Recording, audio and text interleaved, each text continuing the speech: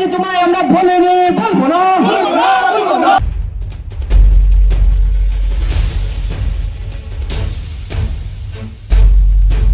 হইতে লাগে এক সময়ের এক যুগের। আজকে আমরা সেই নেতাজির পদতলিতে আমরা আমাদের প্রণাম নিবেদন করতে এসেছি। আমাদের নেতাজি সংঘ ক্লাব এবং অটোসের যৌথ উদ্যোগে আমরা আজ একটি শোভাযাত্রা বাইর করি। সেই শোভাযাত্রাতে আমরা সবাই স্বতঃস্ফূর্তভাবে সমর্থন করি এবং আজকে এই নেতাজি পাদ প্রজ্বলন করি এবং ওনাকে পুষ্পদানের মাধ্যমে আমরা দেশবাসীর নিকট আহ্বান জানাতে চাই যে আমাদের নেতাজি যে আজও জীবিত আছেন, উনি যে অন্তর্ধান করেছেন সেই অন্তর্ধানের আমরা রহস্যটা উন্মোচন করতে দেশবাসীর কাছে আহ্বান জানাই এবং বর্তমান সরকারের কাছেও আমরা জানাচ্ছি যে ওনার যে অন্তর্ধান সেই রহস্যটা উন্মোচন করা হোক।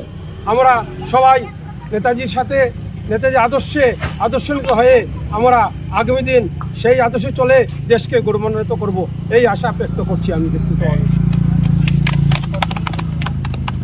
আজকে 23শে জানুয়ারি আমাদের অমর বীর নেতাজির জন্মদিন। সেই জন্মদিন উপলক্ষে নেতাজি ক্লাব এবং বাজাইছড়া অটো স্টেশনের উদ্যোগে এটা মিছিল বাইরে শোভাযাত্রা, তারপর ওনার ইয়েতে আমরা মাল্যদান করি এবং প্রদীপ প্রজ্বলন করি।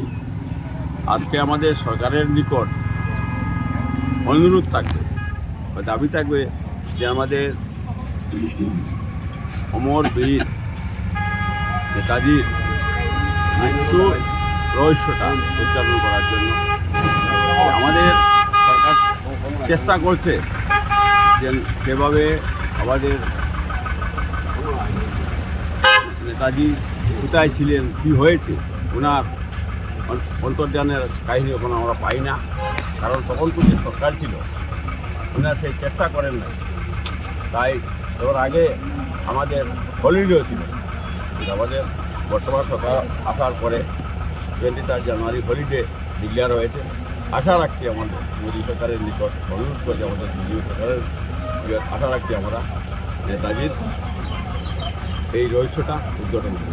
নেতাজি অমর হে, নেতাজি অমর হে, নেতাজি তোমায় আমরা ভুলিনি, বলবো না। নেতাজি তোমার রক্তদান বৃথা হতে দিচ্ছি না, দেব না। নেতাজি তোমার রক্তদান বৃথা হতে দিচ্ছি না, দেব না। নেতাজি সুভাষ অমর হে, নেতাজি সুভাষ অমর হে, নেতাজি সুভাষ নেতাজি সুভাষ